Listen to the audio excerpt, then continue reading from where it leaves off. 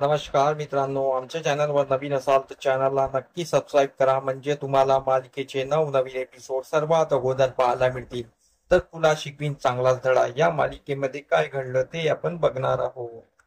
इकडे ओंकारने अक्षरा वहिनींना कॉल केलेला असतो आणि तो ओंकार बोलत असतो की अधिपतींना तुम्हाला भेटायचं आहे, तर तुम्ही रंकाळ्यावर भेटायला या. तर अक्षरा खूप खुश होते आणि बोलते ठीक आहे, मी भेटायला तयार आहे, मी येते. मग ओंकार फोन ठेवतो आणि अधिपतीला सांगतो. अधिपती अक्षराला रंकाळ्यावर भेटायला निघत असतो. इकडे अक्षरा पण अधिपतीला भेटायला निघत असते. आणि इकडे आजी घरी असतात, तर तिकडे दुर्गी पण घरी असते आणि दुर्गीला चंचीचा फोन येत असतो. दुर्गी ही प्ले स्कूलच्या कामासाठी शाळेत आलेली असते, तेवढ्या तिला चंचीचा फोन आलेला असतो. आणि ती चंची सोबत बोलत असते आणि घरचं सर्व सांगत असते. आणि बोलत असते की ताईला वेड लागला आहे, ताई लग्नासाठी किती घाई करत आहे, अशी तशी ती पूर्ण तिला सांगत असते.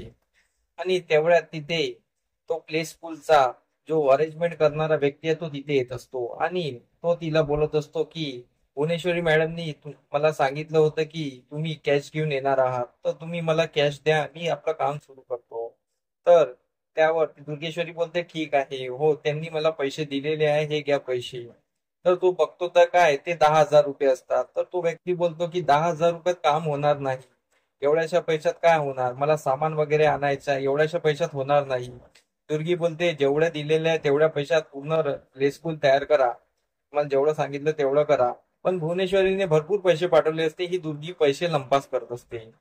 तर तो प्ले स्कूल वाला माणूस म्हणतो की एवढ्या पैशात होणार नाही, हे पैसे तुम्हीच ठेवा, आणि तो माणूस तिथून निघून जातो.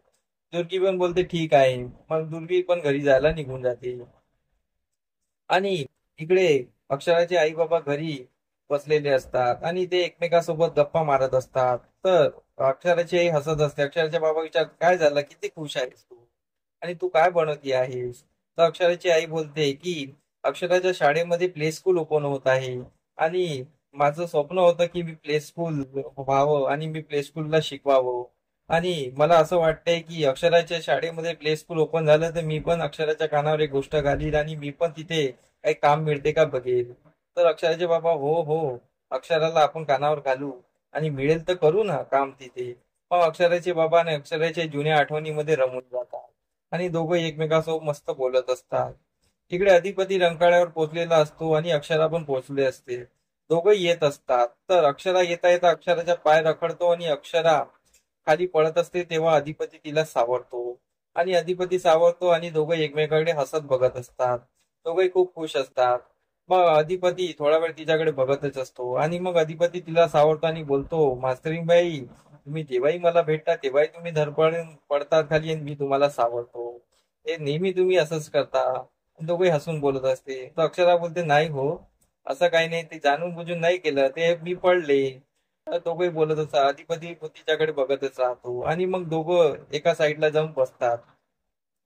तर मग अधिपती बोलतो की काय मग तुमचं कसं काय, सर्व ठीक आहे ना. अक्षरा बोलते हो सर्व ठीक आहे, तुम्ही कसे का. तर दोघे एकमेकाच्या हालचाल विचारतात आणि बोलतात की बोला.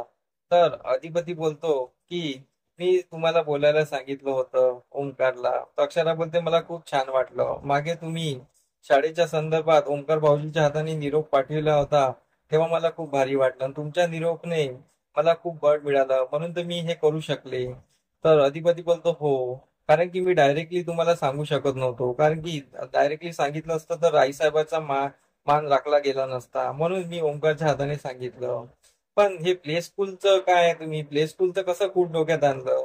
छान कल्पना आहे पण कसं काय. मग अक्षरा बोलते आहे कल्पना. अक्षरा पोटावर हात फिरवते, म्हणजे अक्षराच्या मनात असतं की आपलं बाळ येईल आणि त्या प्ले स्कूलमध्ये राहील, असं तिचं म्हणणं असतं. तर अक्षरा बोलते मी सांगेल तुम्हाला.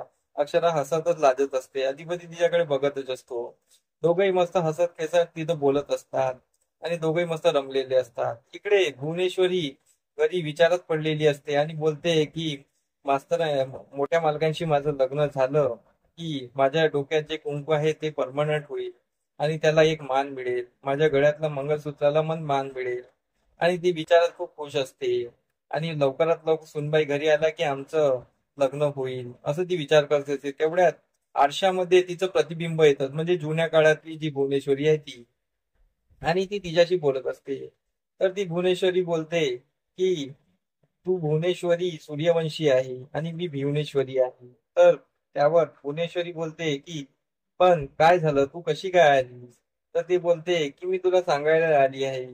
मी तर सर्वांचे मन जपणारी, सर्व आई आई आणि बहिणीसाठी लढणारी आहे, पण तू स्वतःचा स्वाभिमान जपणारी आहे. आणि तू स्वतःच्या मनाला विचार की तू जे हे लग्न करती आहे, तू स्वतःच्या स्वाभिमानासाठी करती आहे की या घरच्या लोकांसाठी करती आहे. आणि तू चुकीचं करती आहे. आणि तू अशी नव्हती. मी जे या अवस्थेत आता तुला दिसत आहे, तू अशी होती, पण तू आज स्वतःचा स्वाभिमान जपण्यासाठी काही करायला तयार आहे, दुसऱ्यांना त्रास द्यायला तयार आहे. पण असं असं नाही, तू अशी नव्हती, असं ती तिला स्वतःला आदर घडवून देत असते. आणि भुवनेश्वरी त्यामुळे विचार करत बसलेली असते आणि ते प्रतिबिंब निघून जातं. भुवनेश्वरीला पश्चाताप होतो की आपण चुकीचं वागतो आहे, आपण जे काही करतो आहे ते आपल्या प्रेमापोटी करतो आहे. भुवनेश्वरीला त्याचा जाणीव होत असते. आणि इकडे अधिपती आणि अक्षराच्या गोष्टी रमलेल्या असतात आणि इकडे आईबाबांच्याही गोष्टी रमलेल्या असतात. आता पुढील भागात आपल्याला हेच पाहणं रंजक ठरणार आहे की अक्षरा पुढे प्ले स्कूलचं उद्घाटन होते आणि अक्षरा अधिपती एकत्र घरी येतात आणि अक्षराच्या अधिपतीचा संसार मार्गी लागतो. तर हे पाहण्यासाठी तुम्हाला आमचे व्हिडिओ बघत राहावे लागेल. मग आम्ही तुम्हाला नवनवीन अपडेट देत राहू. धन्यवाद. आमचा एपिसोड तुम्हाला कसा वाटला हे आम्हाला कमेंट करून नक्की सांगा. आम्ही तुमच्यासाठी नवनवीन एपिसोड घेऊन येत राहू. त्यासाठी आमच्या व्हिडिओला बघत राहा. धन्यवाद.